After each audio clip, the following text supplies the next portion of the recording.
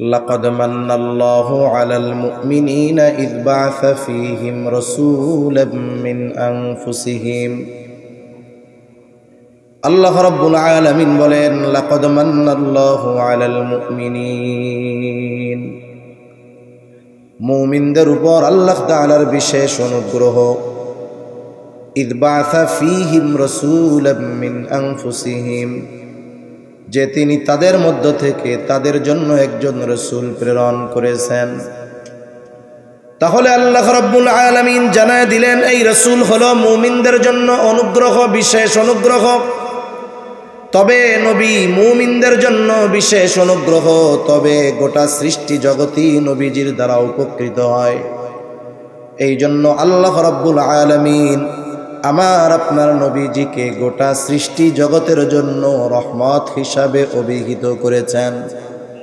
পবিত্র কোরআনুল কারীমের সর্বাধিক পাঠিত সূরার নাম হলো সূরা ফাতিহা। সূরা ফাতিহা এমন একটা সূরা প্রত্যেক নামাজের প্রতি রাকাতে লাগে। ইমামের পেছনে যখন পড়া হয়, ইমামের কেরাত, মুসল্লির কেরাত, একা যখন পড়া হয়, নিজে পড়া হয় সূরা ফাতিহা। মোট কথা হইল প্রত্যেক নামাজের সূরা, প্রত্যেক রাকাতে সূরা ফাতিহা লাগে। জামাতে পড়ুক আর একাকী পড়ুক, সূরা ফাতিহার প্রয়োজন হয়। এই সূরা ফাতিহার শুরুতেই আমরা বলি আলহামদুলিল্লাহি রাব্বিল আলামিন। আমরা বলি সকল প্রশংসা আল্লাহর জন্য, যিনি জগৎ সমূহের রব, জগৎ সমূহের প্রতিপালক। সব প্রশংসা আল্লাহর জন্য, যিনি জগৎ সমূহের রব। আলম একবচন, আলামিন বহুবচন। তার মানে আলম তথা জগৎ একটা নয়, বরং অগণিত জগৎ যিনি সৃষ্টি করেছেন তিনি কে? মহাকাশ নিয়ে যারা গবেষণা করে, পৃথিবীর মধ্যে সবচাইতে প্রসিদ্ধ যেই সংগঠন, এটার নাম হলো নাসা। মহাকাশ নিয়ে তারা গবেষণা করে।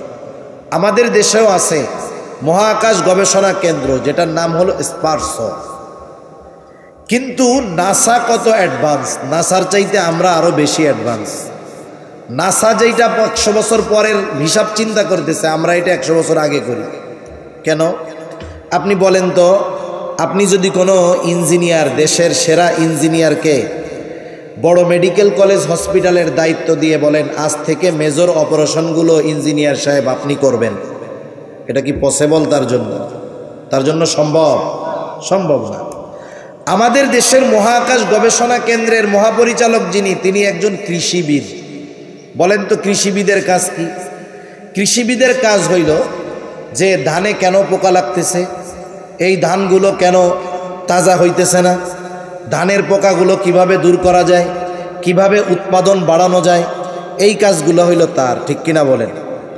এখন আমরা কেন নাসায় একজন কৃষিবিদকে নিয়োগ দিলাম? মহাপরিচালক হিসাবে কেন কৃষিবিদকে দিলাম? আপনারা কি শুনেন মাঝে মধ্যে যে আশা করা যায় কয়েক যুগের মধ্যেই মঙ্গল গ্রহে মানুষের বসবাস হবে? শুনতেছেন এরকম? কেন মঙ্গলে জমি কিনতেছে। এখন মানুষ যদি বসবাস করে, মানুষের খাবারের দরকার আছে না নাই? কথা বলে না। খাবারের দরকার আছে। খাবার দরকার হলে চাষাবাদের দরকার আছে। তাহলে ওই চাষাবাদ করবে কেডা? আমাকেও আমরা যাইয়া করব। এই জন্য মহাকাশ গবেষণায় আমরা একজন কৃষিবিদরে নিয়োগ দিছি। তাইলে বলেন নাসা অ্যাডভান্স না আমরা অ্যাডভান্স? এই হলো দেশের অবস্থা।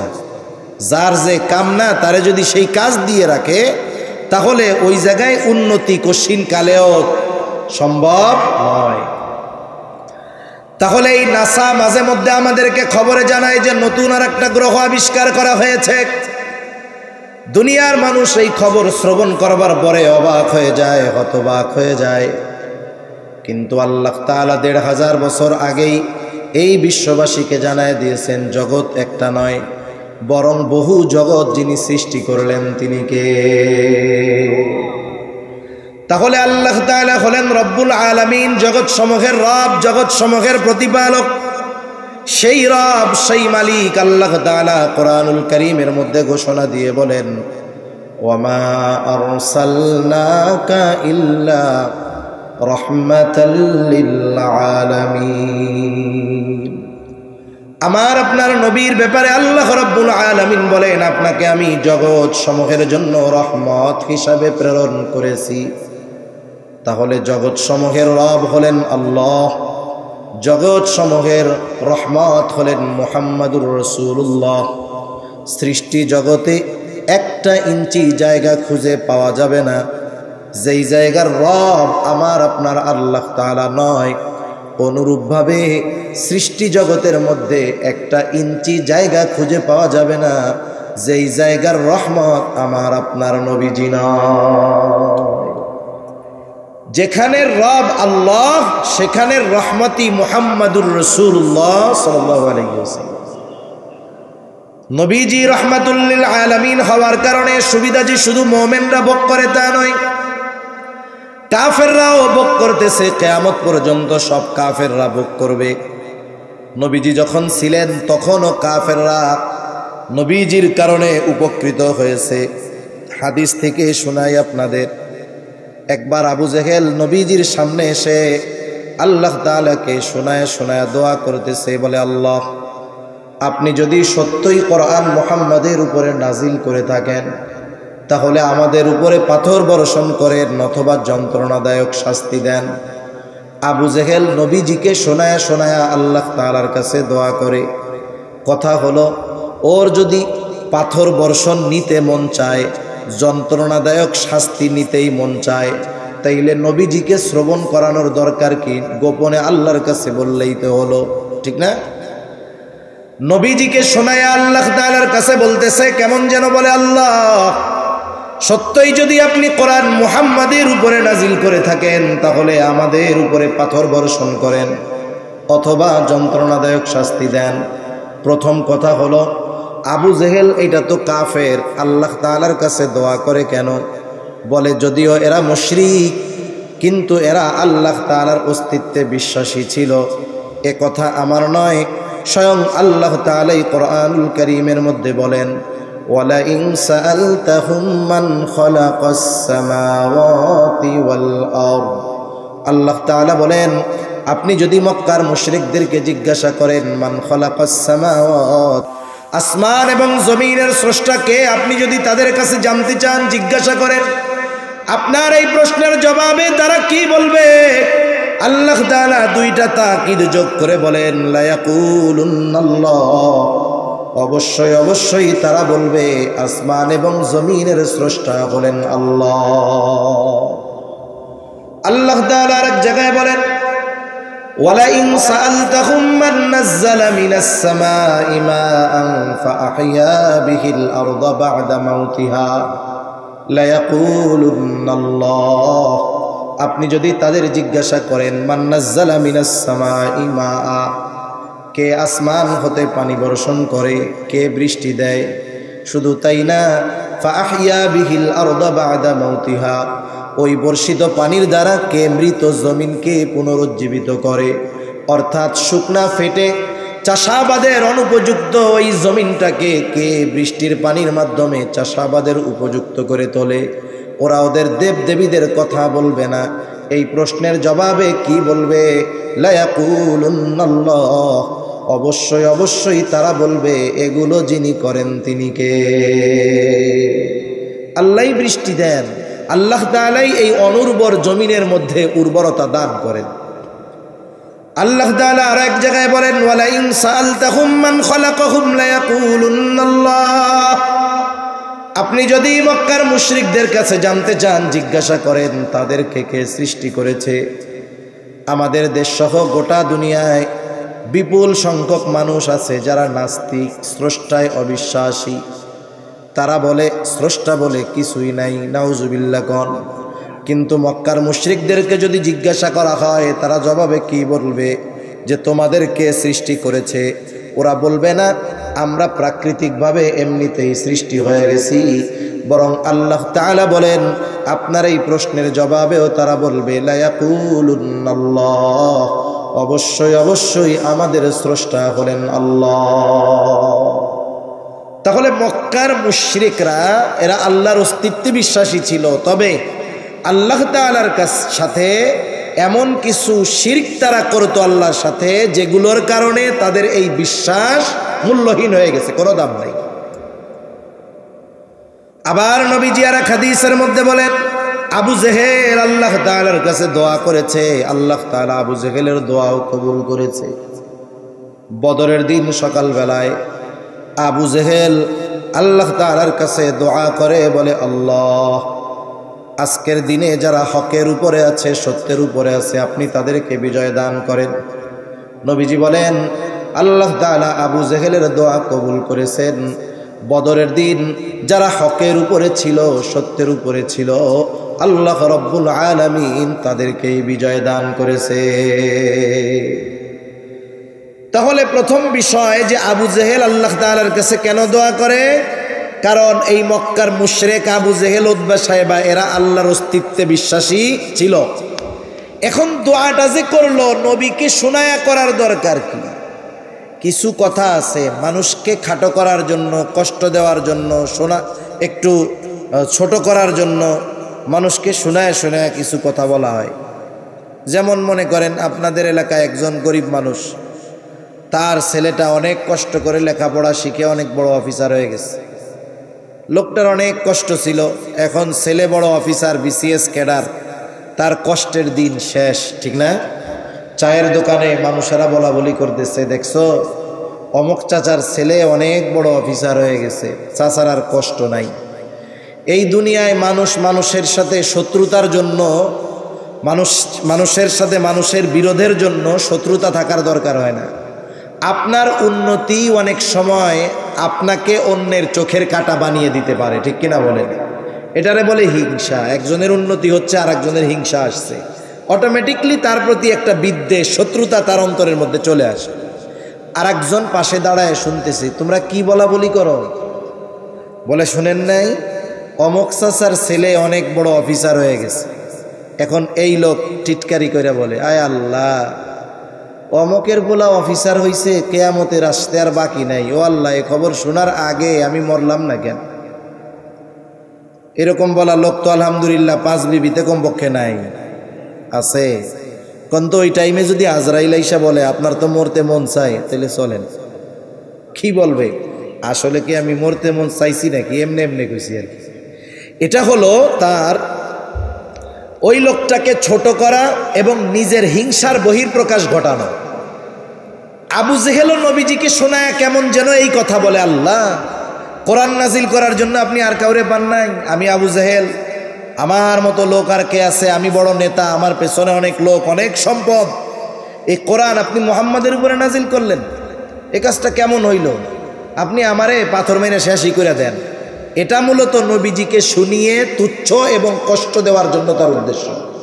আচ্ছা বলেন তো, আপনারা দুইজন বন্ধু এক জায়গায় গেছেন, আপনার যেই বন্ধু তিনি অনেক শরীফ মানুষ, ভদ্র মানুষ, আল্লাহর খাঁটি এক বান্দা, আপনি তার পাশে, আর এক লোক আপনার বন্ধুকে উদ্দেশ্য করে কিছু কথা বলতেছে, যেই কথাগুলো শুনে বন্ধু কষ্ট পায় কিন্তু কিছু কয় না, মাথা নিচের দিকে দিয়ে আছে। আপনি তো আর বন্ধুর মতো নরম দরম না। এখন বলেন তো, আপনার বন্ধুকে উদ্দেশ্য করে এই রকম তির্যক মার্কা কথা, খোসা মারা কথা, কষ্ট দেওয়ার কথা কেউ যদি বলে, আপনি চুপ করে শুনবেন না প্রতিবাদ করবেন? নবীজি আবু জেহেলের এই কথায় কিছু বলে না, কিন্তু আল্লাহ রাব্বুল আলামিন আবু জেহেলের এই কথার জবাব পাঠায় দিলেন। আল্লাহ তাআলা ওহী নাজিল করে জানায় দেন, আল্লাহ তাআলা কেমন যেন বলেন, ও আবু জেহেল, তোমরা যা বলো, তোমরা যা করো, তাতে তোমরা তো ওই রকম শাস্তির উপযুক্ত। তবে তোমাদের এত অবাধ্যতার পরেও, সীমা লঙ্ঘনের পরেও কেন আমি তোমাদের শাস্তি দেই না, শুনা নাও। এই কথাটাই কেমন যেন নবীজির জবান দিয়ে আবু জেহেলকে আল্লাহ শোনায় দেন। আল্লাহ তাআলা বলেন, ওয়ামা কানাল্লাহু লিয়ুআযযিবাহুম ওয়া আনতা ফীহিম। আল্লাহ তাআলা বলেন, আপনি যতক্ষণ তাদের মধ্যে আছেন, শুধুমাত্র আপনার সম্মানার্থে আমি তাদেরকে আযাব দিব না। ওরা আযাবের উপযুক্ত, কিন্তু দেই না কেন? কারণ আপনি তো পৃথিবীতে আছেন। বলেন তো, পৃথিবীতে এমন একটা ইঞ্চি জায়গা আছে যেই জায়গার রহমত নবী না আছে? তাহলে যেখানে নবী আছেন ওখানে আল্লাহ তাআলা কেমন করে গজব দিবেন? অতীতেও আল্লাহ তাআলা যখন কোথাও কোনো নবীর উম্মতকে গজব দিতে চেয়েছেন, আগে ওই নবীকে তার এলাকা থেকে সরায় নিয়েছেন, এরপরে গজব দিয়েছেন। কিন্তু আমার আপনার নবী তো রহমাতুল লিল আলামিন, আমার আপনার নবী রহমাতুল লিল আলামিন হওয়ার কারণে পৃথিবীর এমন কোনো জায়গা নাই যেই জায়গার রহমত তিনি নন। শুধুমাত্র এই কারণে নবীজি বর্তমান, এই কারণে আবু জেহেল উতবা সাহেবা এমন আচরণ করার পরেও শুধুমাত্র নবীজির খাতিরেই আল্লাহ তাআলা তাদেরকে শাস্তি দেন না। অনেক সময় আমার আপনার আপনজন প্রিয়জন অপরাধ করে, একটা মজলিসের মধ্যে অপরাধ করছে, ওর কাজকর্ম দেখা মনে চাইতেছে ওরে দইরা পিটাই, কিন্তু ওইখানে অনেক সম্মানিত ব্যক্তি আছে, ওনাদের সম্মানের দিকে তাকাইয়া ওরে আর পিটাই না। এবার সবাই যখন চইলা যায় কি বলি, তোরে আজকে সাইজি করে দিতাম খালি যদি অমকে না থাকতো এইখানে, ঠিক কিনা বলে? তাহলে সম্মানিত ব্যক্তির কারণে শাস্তি থেকে বেঁচে যায় অনেক সময় মানুষ। অনুরূপভাবে নবীজির কারণে কাফেররাও শাস্তির মতো কর্ম করার পরেও আল্লাহ তাআলা নগদে তাদের শাস্তি দেন নাই। এজন্য কাফেররাও নবীজির দ্বারা উপকৃত হয়েছে, আর মুমিনদের জন্য তো নবীজি বিশেষ অনুগ্রহ, এ কথা তো আল্লাহ তাআলা আগেই জানায় দিয়েছেন। কিন্তু নবীজির সব উম্মতের প্রতি নবীজির মহব্বত, মায়া, দয়া, ভালোবাসা ছিল। প্রত্যেকটা উম্মতের জন্য নবীজির মায়া ছিল। কেমন মায়া? আব্দুল্লাহ ইবনে আমর ইবনুল আস রাদিয়াল্লাহু তাআলা আনহু থেকে বর্ণিত, তিনি বলেন, সাহাবায়ে কেরাম মজলিসের মধ্যে বসা, হঠাৎ করে নবীজি কোরআনুল কারীম থেকে তিলাওয়াত করতেছেন। তিনি বলেন, আন্নান নাবিয়্যা সাল্লাল্লাহু আলাইহি ওয়াসাল্লাম তাআলা মা কাওলাল্লাহি আযজা ওয়া জাল্লা ফি ইব্রাহিম আলাইহিস সালাম। নবীজি কোরআনুল কারীম থেকে তিলাওয়াত করলেন, আল্লাহ রাব্বুল আলামিন যা ইব্রাহিম আলাইহিস সালামের ব্যাপারে কোরআনুল কারীমের মধ্যে নাজিল করেছেন। কি নাজিল করেছে? আল্লাহ তাআলা সূরা ইব্রাহিম 13তম পারার মধ্যে আল্লাহ তাআলা জানায় দেন, ইব্রাহিম আলাইহিস সালাম তার গুনাহগার উম্মতের জন্য ক্ষমা চাইয়া আল্লাহ তাআলার কাছে দোয়া করেছে। সেই দোয়ার খবর আল্লাহ তাআলা কোরআনে জানায় দিয়েছেন, নবীজি সেইটা তিলাওয়াত করেছেন। কি দোয়া? আল্লাহ তাআলা জানায় দেন ইব্রাহিম আলাইহিস সালামের দোয়া, রব্বি ইন্নাহুন্না আযলালনা কাসীরাম মিনান নাস ফামান তাবিআনি ফাইন্নাহু মিন্নি ওয়া মান আসানি ফাইন্নাকা গফুরুর রহিম। ইব্রাহিম আলাইহিস সালাম দোয়া করতেছে, বলে, রব ইন্নাহুন্না আযলালনা কাসীরাম মিনান নাস, এই মূর্তিগুলা, এই প্রতিমাগুলো অধিকাংশ মানুষকে পথচ্যুত করে ফেলছে, পথভ্রষ্ট করে ফেলছে। ফামান তাবিআনি ফাইন্নাহু মিন্নি, তবে যারা আমার আনুগত্য করেছে তারা তো আমার দলভুক্ত। ওয়া মান আসানি ফাইন্নাকা গফুরুর রহিম, আর যারা আমার আনুগত্য করে নাই, কেমন যেন ইব্রাহিম আলাইহিস সালাম বলতে চায়, আল্লাহ এরা যদিও আমার আনুগত্য করে নাই তথাপি আমারই উম্মত। ফাইন্নাকা গফুরুর রহিম, আপনি তো গফুর, আপনি তো রহিম। কেমন যেন ইব্রাহিম আলাইহিস সালাম বলতেছে, আল্লাহ আপনি তো গফুর, আপনি তো রহিম, আপনি তো অতিশয় ক্ষমাশীল, পরম দয়ালু, আপনি আমার এই গুনাহগার উম্মতগুলাকেও চাইলে মাফ করে দিতে পারে। وقال عيسى عليه السلام إن تعذبهم فإنهم عبادك। ঈসা আলাইহিস সালাম তার উম্মতের জন্য আল্লাহ তাআলার কাছে দোয়া করে বলে, ইন তুআযিবুহুম ফাইন্নাহুম ইবাদুক, আপনি যদি তাদেরকে শাস্তি দেন তারা তো আপনারই বান্দা। ওয়া ইন তাগফির লাহুম ফাইন্নাকা আনতাল আজিজুল হাকীম, আর আপনি যদি তাদেরকে ক্ষমা কইরা দেন, মাফ কইরা দেন, আপনি তো আজিজ, আপনি তো হাকিম, আপনি মহাপরাক্রমশালী, মহাপ্রজ্ঞাময়। কেমন যেন ঈসা আলাইহিস সালাম বলে, আল্লাহ আপনার এই গুনাহগার বান্দা, আমার এই গুনাহগার উম্মতগুলাকে আপনি মাফ কইরা দেন। উম্মত পাপী হোক আর নেককার হোক, সব উম্মতের প্রতি প্রত্যেকটা নবীর মায়া, মহব্বত, ভালোবাসা আছে না নাই? আছে। বরং অনেক সময় তো এমন হয় যে ভালো তার চাইতে খারাপটার জন্য চিন্তা বেশি থাকে। আপনি কার জন্য চিন্তা করেন? যারে মোহাব্বত করেন তার ভালোর জন্যই তো চিন্তা করবেন নাকি? প্রত্যেকটা নবী তার উম্মতকে ভালোবাসে, প্রত্যেকটা নবী তার উম্মতকে ভালোবাসে, উম্মত গুনাহগার হোক আর নেককার হোক।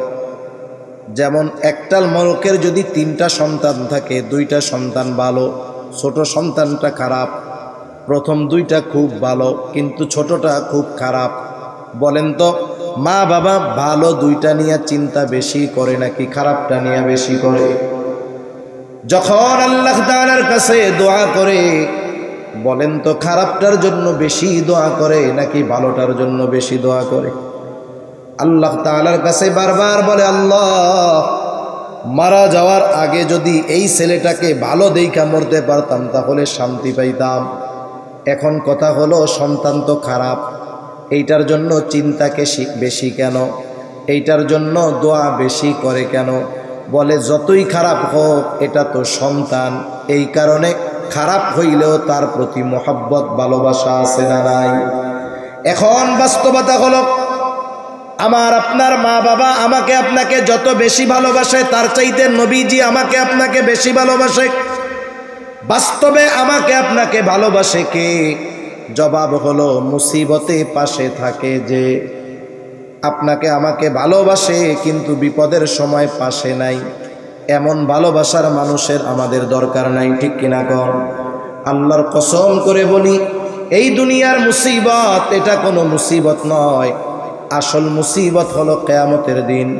ওই দিনের মুসিবত কেমন আল্লাহ তাআলা সূরা আবাসার মধ্যে একটু চিত্র তুলে ধরে বলেন, ইয়াউমা ইয়াফিরুল মারউ মিন আখিহি ওয়া উম্মিহি ওয়া আবিহি ওয়া সাহিবাতিহি ওয়া বানিহি লিকুল্লি ইমরিইন মিনহুম ইয়াউমাইযিন শা'নুন ইউগনি। আল্লাহ তাআলা বলেন কিয়ামতের দিন ভাই ভাইয়ের থেকে পলায়ন করবে। ওয়া উম্মিহি ওয়া আবিহি, পিতা মাতার থেকে পলায়ন করবে। ওয়া সাহিবাতিহি ওয়া বানিহি, স্ত্রী সন্তানদের থেকে পলায়ন করবে। প্রত্যেকটা মানুষ সেই দিন নিজের চিন্তায় বিভোর থাকবে। সেই দিন মা ছেলেকে চিনবে না, ছেলে মাকে চিনবে না। আল্লাহর কসম, ওই দিন সকলে নিজের চিন্তায় বিভোর। আমার আপনার নবীজিও চিন্তিত থাকবেন, তবে সবাই চিন্তিত থাকবে নিজের নাজাত নিয়া, আর নবীজি চিন্তিত থাকবেন উম্মতের নাজাতের ব্যাপারে। ওই দিন নবীজি কেমন চিন্তিত থাকবেন উম্মতের ব্যাপারে? নবীজি একবার হাউজে কাউসারের কাছে দৌড়ায়া যাবেন, না জানি তার কোন উম্মত পানি পানে মাহরুম হয়ে যায়। আবার দৌড়ায়া পুলসিরাতের কাছে চলে যাবেন, না জানি কোনো উম্মত পুলসিরাত পাড়ি দিতে ব্যর্থ হয়ে যায়। আবার নবীজি চলে যাবেন মিজানের কাছে, না জানি কোনো উম্মত ওজনে ধরা পড়ে যায়। আবার চলে যাবেন জাহান্নামের কাছে, না জানি কোনো উম্মতকে জাহান্নামে দিয়ে দেওয়া হয়। আবার যখন সুপারিশের দরকার আল্লাহ তাআলার কাছে সে সুপারিশ করবেন, সব নবী জান্নাত অভিমুখে রওনা হয়ে যাবে। জান্নাতের দরজা খোলা হবে না। জিজ্ঞাসা করা হবে, কি ব্যাপার জান্নাতের দরজা খুলো না কেন? বলে যিনি আসলে খোলা হবে তিনি আসেন নাই। কে তিনি? বলে মুহাম্মাদুর রাসূলুল্লাহ। কোথায় তিনি? বলে হাসরের ময়দানে। কি করে? বলে উম্মতের চিন্তায় বিভোর। আমার আপনার নবী ততক্ষণ পর্যন্ত নিজে জান্নাতে প্রবেশ করবে না যতক্ষণ না তার ওই উম্মত যার যাররা পরিমাণ ঈমান আছে এবং ওই ব্যক্তির ব্যাপারে যতক্ষণ না আল্লাহ তাআলার কাছ থেকে জান্নাতের নিশ্চয়তা নবী পাবেন ততক্ষণ নবীজি নিজে জান্নাতে প্রবেশ করবে না।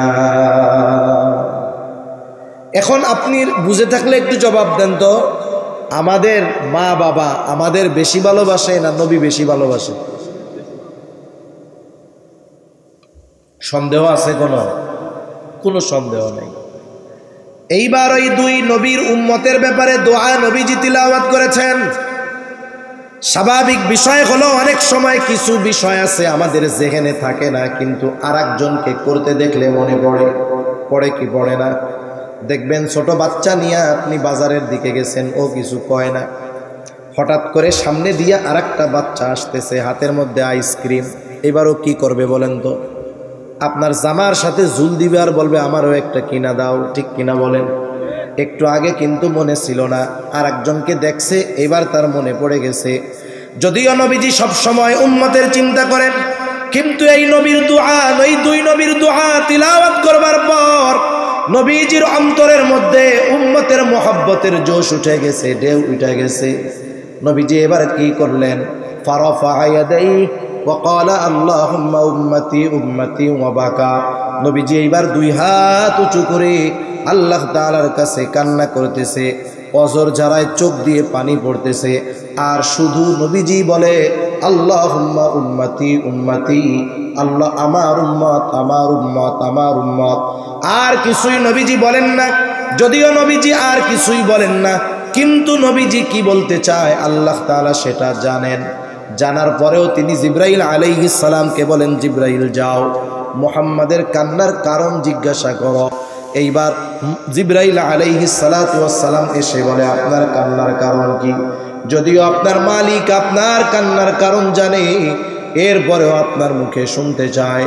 নবীজি এইবার উম্মতের ব্যাপারে সব কথা প্রাণ খুলে জিবরাইল আলাইহিস সালামের কাছে বললেন।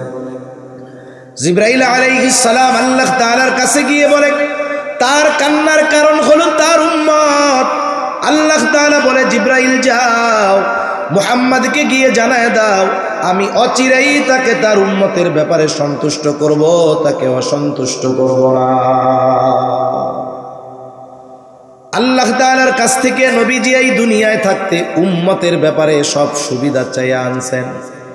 সেই জন্য নবী মেরাজে গেছেন, নিজের কথা বলেন নাই। ওইখানে গিয়েও আল্লাহ তাআলা কাছে গিয়েও নবীজি উম্মতকে বলেন নাই। এটা হলো উম্মতের প্রতি মহব্বত ভালোবাসা থাকার কারণে। শুধু তাই না, নবীজি যখন তার উম্মতের দ্বারা আঘাতপ্রাপ্ত হয়েছেন, নবীজি কখনো আঘাতপ্রাপ্ত হওয়ার পরেও ওই উম্মতের জন্য নবীজি বদদোয়া করেন নাই। এটা মহব্বতের একটা বহির প্রকাশ। নবীজি যখন তায়েফে গেছে, একেবারে পাথর মারতে মারতে নবীজিকে রক্তাক্ত করে ফেলছে। গায়ের পোশাক ভিজে, পা বেয়ে বেয়ে রক্ত পড়ে জুতার মধ্যে ঢুকছে, জুতার মধ্যে রক্ত শুকায়া পা জুতার সাথে আটকে গেছে। সারাদিন দেহ থেকে রক্ত এইভাবে পড়ছে। ক্লান্ত দেহ নিয়া নবীজি এক আঙ্গুর বাগানের পাশে একটু বসে বিশ্রাম নিচ্ছেন। ইতিমধ্যে জিবরাইল আলাইহিস সালাম হাজির। এসে বলে, ইয়া রাসূলুল্লাহ, এই কওম আপনার সাথে কেমন আচরণ করেছে আপনার মালিক সব দেখছে। আমার সাথে নতুন একজন ফেরেশতা এসেছে যে আগে পরে আসে নাই। এইবার নবীজি বলেন, ওই নতুন ফেরেশতা আমার কাছে এসে আমাকে সালাম দিল। সালাম দিয়ে বলে, ইয়া রাসূলুল্লাহ, এই কওম আপনার সাথে কেমন আচরণ করেছে আপনার মালিক সব জানেন। আমাকে পাঠিয়েছেন আপনার আদেশ পালন করার জন্য। আপনি যদি আমাকে আদেশ দেন, দুই পাহাড় দিয়ে এদেরকে পিষে দেওয়া হবে, নিশ্চিহ্ন হয়ে যাবে, কোনো অস্তিত্ব থাকবে না, জনবসতি ছিল কেউ জানতে পারবে না। একটু চিন্তা করেন, আমরা হইলে কি করতাম? আমরা তো প্রতিশোধ পরায়ণ।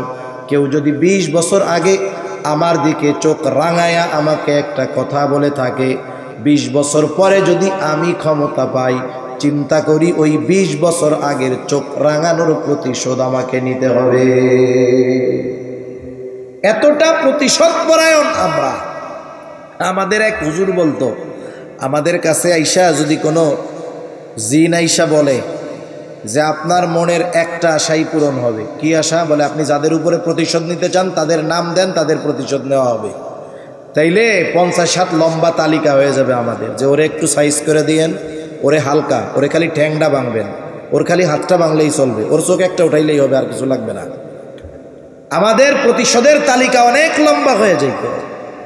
কিন্তু যারা নবীজিকে রক্তাক্ত করে ফেলছে, এখনো রক্ত পরিপূর্ণ শুকায়া যায় নাই, তাদের ব্যাপারে নবীজির প্রতিশোধের সুযোগ ফেরেশতা বলতেছে, আদেশ দেন, 2 পাহাড় দিয়ে একবারে পিষে দিব এদেরকে। নবীজি কি করলেন? আরাম করে একটু শুয়েছিলেন, নবীজি আবার উঠে বসলেন।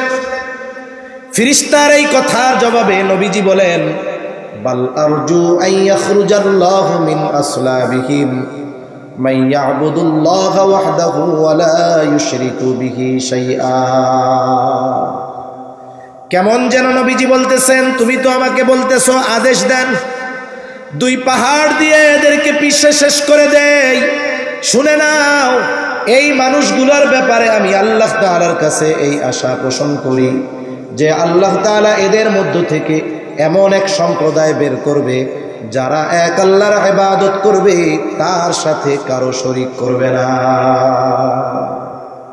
ওদের কি হবে সেটা জানি না, কিন্তু আশা করি আল্লাহ তাআলা ওদের মধ্য থেকে এমন মানুষ বের করবে। নবীজি এর দ্বারা কি বুঝাইলেন? যেই উম্মত দুনিয়ায় আসে নাই তার প্রতিও ভালোবাসার নিদর্শন নবীজি দেখায় গেছেন, ঠিক কিনা বলেন? সাহাবা একরাম সাথে নবীজি একদিন পথ চলতেছেন, হঠাৎ করে নবীজি বলেন, আমার ভাইদেরকে দেখতে মন চায়। সাহাবা একরাম বলে, ইয়া রাসূলুল্লাহ, আমরা কি আপনার ভাই নই? নবীজি বলেন, না, তোমরা হইলে আমার সাথী। আপনার ভাই তারা আবার কারা? বলে, আমার পরে আমাকে না দেখে যারা ঈমান আনবে তারাই হলো আমার ভাই। কিয়ামত পর্যন্ত প্রত্যেকটা উম্মতের প্রতি ভালোবাসার খবর নবীজি দিয়ে গেছেন, ঠিক কিনা বলেন? একের পর এক লম্বা সময় বলা যাবে উম্মতের প্রতি নবীজির কেমন ভালোবাসা। তবে অনেক সময় আছে হাজার মানুষের কথার চাইতে একজনের কথার দাম অনেক, ঠিক কিনা বলেন? নবীজি আমাদের কেমন ভালোবাসেন স্বয়ং আল্লাহ তাআলা কোরআনুল কারীমের মধ্যে জানায় দেন। আল্লাহ তাআলা বলেন, লাকাদ জাআকুম রাসূলুম মিন আনফুসিকুম আজিজুন আলাইহি মা আনিতুম হারিসুন আলাইকুম বিল মুমিনিনা রাউফুর রহিম। আল্লাহ তাআলা বলেন, লাকাদ জাআকুম রাসূলুম মিন আনফুসিকুম, তোমাদের মধ্য থেকে তোমাদের জন্য এমন একজন রসুলের আগমন ঘটেছে, এমন একজন রসুল এসেছে। কেমন সেই রসুল? বলে, আজিজুন আলাইহি মা আনিতুম, তোমাদের জন্য যেটা কষ্টদায়ক সেটা তার জন্য কষ্টের। এটাকে বলা হয় সমব্যথী। তার মানে উম্মতের ব্যথায় নবীজি ব্যথিত হন। দেখবেন যার সাথে যার যত বেশি মহব্বত, তার কষ্ট তাকেও অন্য কেউ কষ্ট দেয়, ঠিক কিনা বলেন? এখন যদি বলেন, ভাই হুজুর এইটা কেমন কথা, আর একজনের কষ্টে আমি আপনি কেন কষ্ট পাবো, নবী কেন কষ্ট পাবেন? একটা উদাহরণ দিই, তাইলে বুঝতে সহজ হবে। অনেকের ছোট বাচ্চা আছে, বয়সটা হয়তো 2 বছর, 2.5 বছর, 1.5 বছর, গ্রামের ভিতরে বসবাস করে। গভীর রজনী ওই 2 বছরের ছোট বাচ্চাটা প্রচণ্ড জ্বরাক্রান্ত হয়ে গেছে। এতটা জ্বর, থার্মোমিটারে দেখা গেল 106 ক্রোচ হয়ে গেছে। এই জ্বরের তীব্রতার কারণে ছোট বাচ্চাটা বারবার চিৎকার করতেছে, সেন্সলেস হয়ে যাওয়ার মতো অবস্থা, কষ্টের আওয়াজ তার মুখ দিয়ে বের হচ্ছে। এই বাচ্চা কেমন যেন অজ্ঞান হয়ে যাওয়ার মতো অবস্থা, জ্বরে তার প্রচণ্ড কষ্ট। ওই অবস্থায় ডাক্তারের কাছেও নিয়ে যাওয়ার উপায় নাই, ফার্মেসিও খোলা নাই। ওই অসুস্থ বাচ্চার পাশে মা বাবা বসে আছে। বলেন তো, ওই অসুস্থ বাচ্চা জ্বরের কারণে যত কষ্ট পায়, তার চাইতে তার মা বাবা কষ্ট বেশি কম পায় না বেশি পায়? নিঃসন্দেহে মা বাবা কষ্ট বেশি পায়। কেন? বলে এটা মহব্বতের কারণে, ভালোবাসার কারণে। তাহলে সন্তানের প্রতি ভালোবাসার কারণে যদি সন্তানের কষ্ট মা বাবা অনুভব করে, উম্মতের প্রতি ভালোবাসার কারণে উম্মতের কষ্ট নবীজি অনুভব করে। সুবহানাল্লাহ। কেমন নবী! এই জন্য আল্লাহ তাআলা বলেন তিনি হলেন আজিজ। 2 নাম্বার, হারিসুন আলাইকুম, তিনি তোমাদের জন্য কল্যাণকামী। নবীজি কেমন কল্যাণকামী একটা হাদিস থেকে শোনাই। নবীজি বলেন, আল্লাহ তাআলা প্রত্যেকটা নবীকে বিশেষ একটা দোয়া তার উম্মতের ব্যাপারে করার সুযোগ দিয়েছে, এবং এই দোয়া কবুল হওয়ার নিশ্চয়তা আল্লাহ তাআলা দিয়েছেন। সব নবী এই উম্মতের ব্যাপারে দোয়াটা দুনিয়ায় করে ফেলছে, আমি এই দোয়াটা সংরক্ষণ করে রাখছি, দুনিয়ায় করি নাই। কেন? নবীজি বলেন, কিয়ামতের দিন এই দোয়াটা আমি আমার উম্মতের ব্যাপারে সুপারিশ হিসাবে আল্লাহ তাআলার কাছে করব। কারণ ওইটা দুনিয়ায় না করে ওই সময় করলে উম্মতের কল্যাণ হবে, এই জন্য নবী দুনিয়ায় না কইরা আখিরাতের জন্য রেখে দিয়েছেন। এরপরে আল্লাহ তাআলা বলেন বিল মুমিনিনা রাউফুর রহিম। শুরুতেই আমরা বলেছিলাম আল্লাহ তাআলা বলেছেন এই রাসূল হলেন মুমিনদের জন্য বিশেষ অনুগ্রহ। এই জন্য আল্লাহ তাআলা স্পেশালভাবে মুমিনদের প্রতি নবীজির মায়া কেমন সেই কথাটা তুলে ধরেন। মনে করেন আপনার একটা ছেলে আছে, আপনার ছেলেটার বয়স 4, 5, 6, 7 বছর। আপনার একজন মেহমান আপনার বাসায় বেড়াতে আসছে। এইবার আপনার ছেলের সাথে তার মারামারি হয়েছে যে কোনো একটা বিষয় নিয়ে। বলেন তো আপনি মার দিবেন কারে? আত্মীয়র বাচ্চাকে নাকি নিজের বাচ্চাকে? নিজের বাচ্চারে পিটানি দিবেন না, অপরাধ আত্মীয়র বাচ্চার, এরপরেও পিটানি দিবেন কারে? এর অর্থ কি এই নাকি যে আপনি আপনার ছেলেরে ওই ছেলের চাইতে কম ভালোবাসেন? বিষয়টা কি এরকম? বিষয়টা কিন্তু এরকম না। আপনি যদিও তাকে শাসন করছেন, মার দিয়েছেন, কিন্তু ভালো আপনি তাকে বেশি বাসেন। এই জন্য উম্মত যখন ইমানদার হয় তার প্রতি নবীজির ভালোবাসাও স্পেশাল হয়। কেমন ভালোবাসা নবীজির উম্মতের প্রতি যারা ইমানদার? আল্লাহ তাআলা সেই কথাই বলেন এই রাসূল হলেন বিল মুমিনিনা রাউফুর রহিম। তিনি হলেন মুমিনদের জন্য রাউফ, মুমিনদের জন্য রহিম। আল্লাহ তাআলার অনেকগুলো গুণবাচক নাম আছে। এই নামগুলোর মধ্যে অন্যতম 2টা নাম হলো রাউফ আর রহিম। বলেন তো দুনিয়ার কোনো মাখলুক রাউফুর রহিম হতে পারে নাকি? দুনিয়ার কোনো মানুষ রাউফুর রহিম হতে পারে না। দুনিয়ার কোনো মানুষ রাউফুর রহিম, কেউ যদি দাবি করে যে সে রাউফুর রহিম, আবার কেউ যদি কাউকে বলে যে সে এক ব্যক্তি রাউফুর রহিম, যে বলবে সেও বেঈমান, যে নিজেকে দাবি করবে সেও বেঈমান। ঠিক কিনা বলে? আল্লাহ রাব্বুল আলামিনের অন্যতম গুণবাচক 2টি নাম হলো রাউফুর রহিম। অতি সদয় পরম দয়ালু। কে? জোরে বলেন তো। আল্লাহ তাআলা হলেন অতি সদয় পরম দয়ালু রাউফুর রহিম।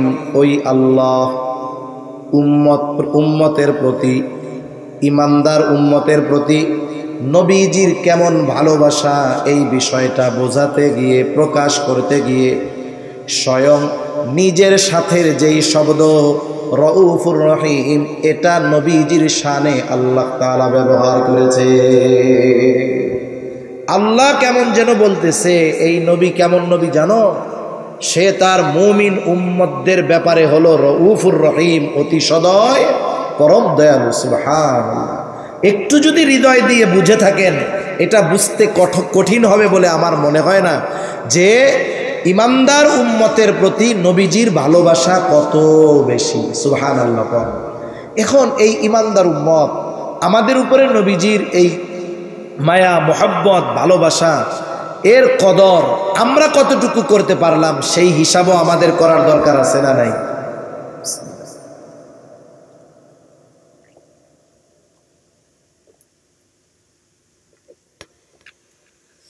আপনাকে যে ভালোবাসে আপনি নিঃসন্দেহে তার জন্য অগ্রসর হবেন, তার বিপদে পাশে দাঁড়াবেন, তার কল্যাণকামী হবেন। নবীজি তো আমাদেরকে আমাদের জীবনের চাইতে বেশি ভালোবাসে। আমি আপনি আমার আপনার নাজাতের ব্যাপারে যতটা না চিন্তিত, তার চাইতে নবীজি আমাদের নাজাতের ব্যাপারে বেশি চিন্তিত। ঠিক কিনা?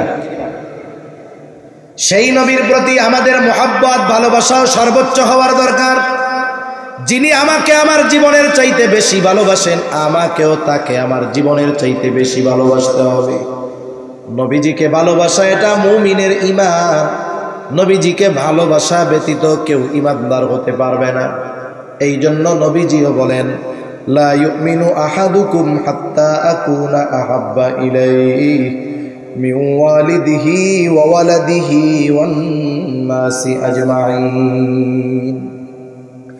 নবীজি বলেন, তোমাদের মধ্যে কেউ ততক্ষণ পর্যন্ত মুমিন হতে পারবে না যতক্ষণ না সে তার পিতা মাতা, সন্তান সন্ততি, এক কথায় সকলের চাইতে আমি নবীকে বেশি ভালোবাসবে। তাহলে আমাকে আপনাকে সবচাইতে বেশি ভালোবাসতে হবে নবীকে। এটা হলো মুমিনের ঈমানের দাবি। এখন কথা হলো নবীজিকে কেমন করে ভালোবাসবো? নবীজিকে তো আমরা সামনে পাই নাই। আবু বকর নবীজিকে সামনে পেয়েছে। আবু বকর নিজের সব সম্পদ নবীজির খেদমতে নিয়ে আসছে। তালহা নবীজিকে সামনে পেয়েছে। উহুদের ময়দানে তালহা নিজের বুকটাকে নবীর জন্য ডাল বানায় দিয়েছে। আমরা তো নবীজিকে সামনে পাই নাই, কেমনে ভালোবাসবো? এই জন্য নবীও জানেন আমার উম্মতেরা চিন্তা করবে নবীকে ভালোবাসবো কেমনে। নবীকে ভালোবাসার পদ্ধতি দুনিয়ার কারো কাছ থেকে জানা লাগবে না। নবীকে ভালোবাসার পদ্ধতি স্বয়ং নবী নিজে আমাদের জানায় দিছে। নবীজি এক নম্বরে বলেন, মান আহাব্বা সুন্নতি ফাকাদ আহাব্বানি ওয়া মান আহাব্বানি কানা মাই ফিল জান্নাহ। নবীজি বলেন, যে আমার সুন্নাতকে ভালোবাসলো, আমি নবীকে ভালোবাসলো, তার মানে নবীর সুন্নতকে যে ভালোবাসে কেমন যেন সে নবীকেই ভালোবাসে। আর নবীকে ভালোবাসলে লাভ কি? বলে ওমান আহাব্বানি কানা মাই ফিল জান্নাহ, যে আমাকে ভালোবাসবে সে আমি নবীর সাথে জান্নাতে অবস্থান করবে।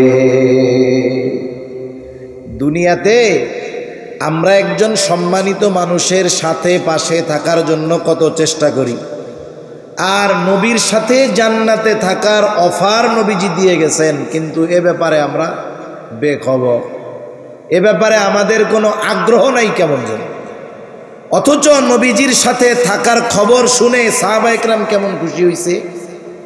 হযরত আনাস রাদিয়াল্লাহু তাআলা আনহু থেকে বর্ণিত হাদিস, তিনি বলেন, একজন গ্রাম্য সাহাবী নবীজিকে এসে জিজ্ঞাসা করতেছে, ইয়া রাসূলুল্লাহি মাতা সাআহ, হে আল্লাহর রাসূল, কিয়ামত কখন হবে? এই সাহাবীর বলার ভাবটা মনে হয় এরকম ছিল যে সে কিয়ামতের জন্য প্রস্তুত, কিন্তু কিয়ামত আসতেছে না, ভাবটা কেমন যেন এরকম।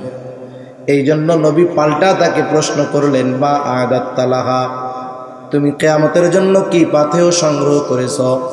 লোকটার সহজ সরল জবাব, আমি আল্লাহ এবং তার রাসূলকে ভালোবাসি।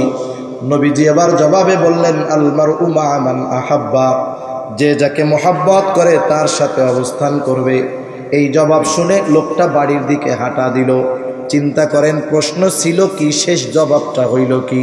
প্রশ্ন শুরু হইছে কিয়ামত কখন হবে, আর জবাব হইল যে যাকে মোহাব্বত করে তার সাথে অবস্থান করবে। তার মানে প্রশ্নকারীরও অন্য কিছু জানার উদ্দেশ্য ছিল। অনেক সময় জানার উদ্দেশ্য একটা, কিন্তু প্রশ্ন করে আর একটা।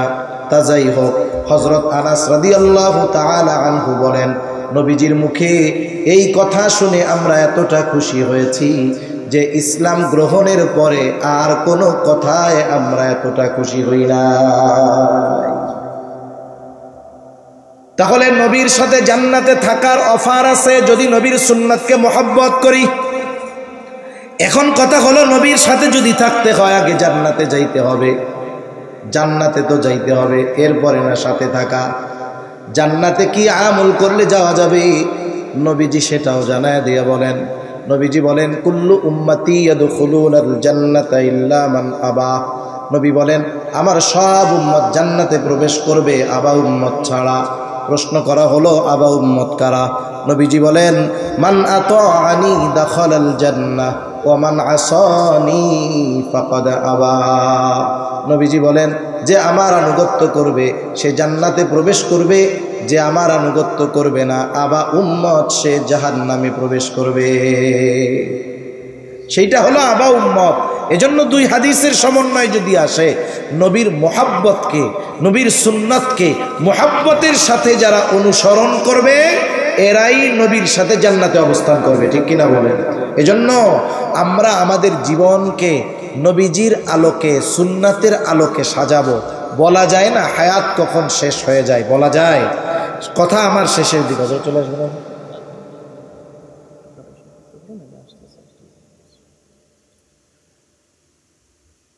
নবীজির সাথে জান্নাতে থাকতে পারা, এটা তো বড় সুখবর। এটার চাইতে বড় সুসংবাদ আর কিছুই হতে পারে না। হায়াত কখন শেষ হয়ে যায় বলা যায় না, কোন সময় মৃত্যু চলে আসে বলা যায়। মারা যাওয়ার সময় যখন মানুষ মারা যায়, গোসল দিল, কাফন দিল, জানাজা শেষ, এরপরে যখন কবরের মধ্যে রাখতে যায়, রাখার সময় একটা দোয়া পড়ে, কি দোয়া বলেন তো? বিসমিল্লাহি ওয়া আলা মিল্লাতি রাসূলিল্লাহ, ঠিক কিনা বলেন? নাকি অন্য কোনো স্লোগান মোলোগান আছে আবার? এটা বলেই তো কবরে রাখে, ঠিক কিনা বলেন? এটা হলো কি বলে, এটা আখিরাতের ভিসা। অনেক সময় মাঝে মধ্যে শুনেন না, ভিসা জালিয়াতি কইরা অমুক দেশে যাইতে গিয়া ধরা খেয়েছে।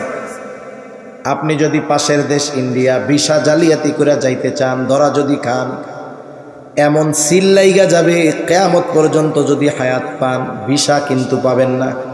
ব্ল্যাক লিস্টে ফালায়া দিবে, রেড লিস্টে ফালায়া দিবে।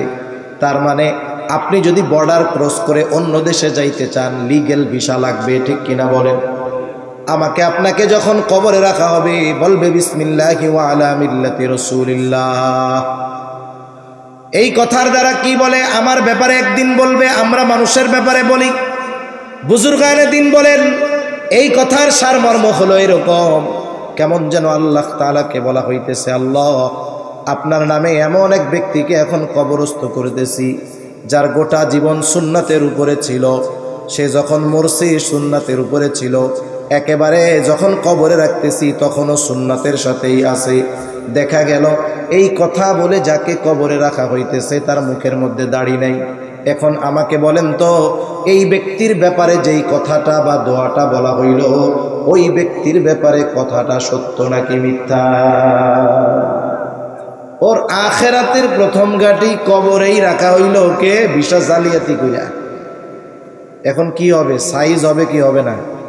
এখান থেকেই শুরু হয়ে যাবে। এজন্য জীবনটা এমনভাবে সাজানোর দরকার, মৃত্যু কখন চলে আসে বলা যায় না। যেই জায়গায় মরি, যেথাই মরি, আমাকে যখনই কবরে রাখবে, আমার ব্যাপারে যেন বিসমিল্লাহি ওয়া আলা মিল্লাতি রাসূলিল্লাহ মিথ্যা না হয়, ঠিক কিনা বলেন? এভাবে জীবনটাকে সাজাতে হবে। জীবনটাকে যদি সাজাতে হয়, দ্বীনের উপরে যদি চালাতে হয়, এই যে দারুল কোরআন মাদ্রাসা সহ এইরকম দ্বীনি প্রতিষ্ঠানগুলো দরকার আছে না নাই বলেন? দরকার আছে তো। এজন্য আমরা যদি সুন্নাতের উপরে চলতে চাই, আমাদের দ্বীনি সমস্যাগুলোর সমাধান চাই, দ্বীনের উপরে চলাটা চাই যে সহজ হোক, তাহলে এই মাদ্রাসাগুলো বেশি বেশি দরকার এবং মাদ্রাসাগুলোর সাথে সম্পৃক্ত থাকার দরকার আছে না নাই? আছে। সবাই তো সব কিছু দিয়ে থাকতে পারবে না। ও আরেকটা বিষয়, আপনাদের জন্য মেহমানদারির ব্যবস্থা আছে। এজন্য হুজুর আসার পরে উঠা যাবেন না যে যাই একটু হাঁটা উঠা দিয়ে চাটা খেয়ে আসি। বুজুর্গ মানুষ আসবে, অল্প সময় কথা বলে দোয়া করে দেবে ইনশাআল্লাহ। সেজন্য আপনারা আশেপাশে যারা আছেন তারাও চলে আসেন, আর যারা আসেন একটু সবরের সাথে বসেন, হুজুর এখনই চলে আসবে। দেখেন, তাহলে এই প্রতিষ্ঠানগুলোর সাথে যার যেরকম অ্যাবিলিটি আছে, সামর্থ্য আছে, সে সেইভাবে এই প্রতিষ্ঠানগুলোর সাথে সম্পৃক্ত থাকবে। এটার দরকার। কেন দরকার? কারণ এই যে প্রতিষ্ঠান, এখানে শুধু মক্তব, নাজেরা, হিফজুল কোরআন বিভাগ থাকবে না, একটা ফতোয়া বিভাগও থাকবে। একটা ফতোয়া বিভাগ একটা এলাকার জন্য কতটা জরুরি, এটা আসলে আমরা বুঝি না। আমরা তো জীবনকে নিজের মন মতো পরিচালিত করি। আমরা তো কোনো সমস্যার সমাধানের জন্য গুগলে যাই, ইউটিউবে যাই, আবার ইউটিউবে গিয়ে যখন 15 হুজুরের 15 রকম বক্তব্য শুনি, ওর মধ্য থেকে নিজে আর একটা বাইর করে নিজেই মুফতি সাহেব হয়ে যাই, অনলাইন মুফতি, ঠিক কিনা বলেন? দেখা যায় যে এমন একটা সিদ্ধান্তে আমি উপনীত হলাম যেটা আমার ঈমান আমলকে নষ্ট করে দিল। কিন্তু যদি এলাকায় একটা ফতোয়া বিভাগ থাকে, কেউ যদি দ্বীনি কোনো সমস্যার সম্মুখীন হয়, সাথে সাথে আমরা অনেক সময় মনে করি ফতোয়া বিভাগে মনে হয় শুধু দ্বীনি সমস্যারই সমাধান হয়, দুনিয়াবি সমস্যার মনে হয় কোনো সমাধান হয় না। বিষয়টা কিন্তু এমন নয়। বরং আপনি দ্বীন হোক আর দুনিয়াবি হোক, যে কোনো সমস্যা যদি শরীয়তের আলোকে সমাধান চান, ফতোয়া বিভাগে গেলে বিজ্ঞ মুফতিয়ানে কেরাম আপনাদের ওই জাগতিক সমস্যারও দ্বীনের আলোকে, ইসলামের আলোকে সমাধান দিয়ে দিতে পারবে ইনশাআল্লাহ। তাহলে কি হবে? আমাদের দ্বীনি লাইনে চলা, দুনিয়ার লাইনে চলা, এটা নিরাপদ হবে, নিশ্চিন্তভাবে আমি চলতে পারবো। আপনি ব্যবসা করবেন, ব্যবসার মধ্যে মাসলা মাসাইল আছে না নাই বলেন তো? অনেক মাসালা আছে আমাদের জানা নাই। আপনার যেগুলো জানা নাই, জটিল জটিল বিষয়, আপনি মুফতি সাহেবদের কাছে আসবেন, ওনারা গবেষণা করে সেই বিষয়গুলোর সমাধান আপনাকে দিয়ে দিবে। এজন্য এলাকায় একটা ফতোয়া বিভাগ হচ্ছে, এটা আপনাদের জন্য রহমত বলা চলে। যেটা আপনাদের জন্য কল্যাণকর, এই বিষয়গুলোর ব্যাপারে আপনাদেরই খোঁজখবর রাখার দরকার। দেখেন, ইলম কিন্তু ইলমের স্তর দুইটা। একটা হলো ফরজে আইন, যেটা সকলের জন্য শিখতেই হবে। আরেকটা হলো ফরজে কেফায়া। ফরজে আইন কতটুক, নিজে এবং অধীনস্থদেরকে দিনের উপরে চালানোর জন্য যতটুকু ইলমে দিন দরকার, জরুরতে দিন, এতটুকু শেখা প্রত্যেকটা মুমিন নর নারীর উপরে কি বলেন তো ফরজ। ওইটা যদি আপনি না শিখেন আপনি ব্যক্তিগতভাবে গুনাহগার হবেন, আমি যদি না শিখি আমি ব্যক্তিগতভাবে গুনাহগার হব। এই ক্ষেত্রে আমার গুনাহ আরেকজনের কাঁধে যাবে না। এটা হলো ফরজে আইন। আর একটা হলো ফরজে কেফায়া। ফরজে কেফায়া বলতে আমরা কি বুঝি? সহজ উদাহরণ ধরেন জানাজার নামাজ। আপনার এলাকায় একজন লোক মারা গেছে, এখন কয়েকজন মানুষ যদি এই ব্যক্তির দাফন কাফন সব কমপ্লিট করে তাহলে সকলের পক্ষ থেকে দায়িত্ব আদায় হয়ে যাবে। কিন্তু কেউ যদি না করে, ফালায় রাখে, সবার কি হবে? সবার গুনাহ হবে। তার মানে যেই কয়জন জানাজা পড়লো, মাইয়াতের দাফন কাফন করে দিল, তারা অবশ্যই ওই এলাকার অন্যান্য মানুষদের কল্যাণকামী, ঠিক কিনা বলেন? উপকার করছে না ক্ষতি করছে? কোন উচ্চতর দ্বীনি শিক্ষা অর্জন করা এটা অবশ্যই ফরজে কেফায়া। তবে এটা যদি এলাকার কেউ না করে তাহলে সকলে ক্ষতিগ্রস্ত হবে। কিন্তু যারা করেছে, করানোর ব্যবস্থা করেছে, এরা এলাকার প্রত্যেকটা মানুষের উপকার করতেছে, ঠিক কিনা বলেন? আপনি হয়তো মুফতি না, আপনার ছেলে মুফতি না, আপনি আলেম না, জরুরতে দিন শিখছেন, কিন্তু একজন উচ্চ শিক্ষায় শিক্ষিত আলেম দরকার, দ্বীনি প্রতিষ্ঠান দরকার, আগামী প্রজন্মকে ওই ধরনের শিক্ষিত করার দরকার। এই জন্য তো ফতোয়া বিভাগের প্রয়োজন। এখানে হয়তো ভবিষ্যতে অনেক দূর দূরান্ত থেকে ছাত্ররা এসে এখানে অধ্যাপনা করবে। যেহেতু বিজ্ঞ একজন মানুষ, তিনি এই প্রতিষ্ঠানটা করছেন, আশা করা যায় একসময় এখানের ইলমের আলো আশেপাশের অন্ধকারকে ইনশাআল্লাহ দূর করে দিবে। এখন বলেন, এই প্রতিষ্ঠান যে হইল, এটা কি শুধু উনার উপকার হইল নাকি এলাকাবাসীর উপকার হইল? সেই জন্য এলাকাবাসীরও উচিত একেবারে হৃদ্রতার সাথে দিল উজাড় করে এই প্রতিষ্ঠানের পাশে এসে দাঁড়ানো। এটা কি আমি ভুল বললাম নাকি? ভুল বললাম? এখন সর্বোপরি শেষ কথা হলো এই প্রতিষ্ঠানের ফতোয়া বিভাগের জন্য, ফতোয়া চাইলেই মুখ দিয়া হঠাৎ করে দিয়ে দেওয়া যায় না। অনেক কিছু রিসার্চ করে, গবেষণা করে এইভাবে ফতোয়া দেওয়া লাগে। এর জন্য অনেক কিতাবাদির প্রয়োজন হয়। আপনাদের মধ্যে যদি কোনো সহৃদয়বান ব্যক্তি থাকেন, আপনারা বলতে পারেন যে হুজুর আমি এক সেট কিতাব দিব, কিনে দিব, অথবা আমি কিছু টাকা দিয়ে সহযোগিতা করব যে আপনি কিতাব কিনে নেবেন। আপনি এক সেট কিতাব কিনে দিলেন, ওখান থেকে ওনারা অধ্যাপনা করবেন, পড়বেন, মাসালা বের করবেন, অন্যান্য লোকদের উপকার হবে। আর এই কিতাব যতদিন থাকবে আপনি কবরে শুয়া শুয়া এইটার সওয়াব পাইতে থাকবেন। এই জন্য যদি কোনো সহৃদয়বান ব্যক্তি থাকেন যে হুজুর আমি এক সেট কিতাব কিনে দিব,